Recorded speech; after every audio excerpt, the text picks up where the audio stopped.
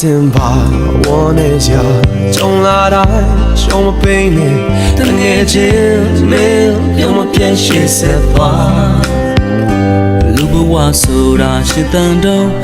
မကြအခက်ခဲများနဲ့တွေ့မယ်ယုံကြည်လိုက်မင်းနှလုံးသားတတိရှိနိုင်ပါပြန်ဆုံးမဲနေရမြတချို့ကရည်တွေ့ထားကြမယ်သူကဘာမြေအနာဂတ်တွေလာဖို့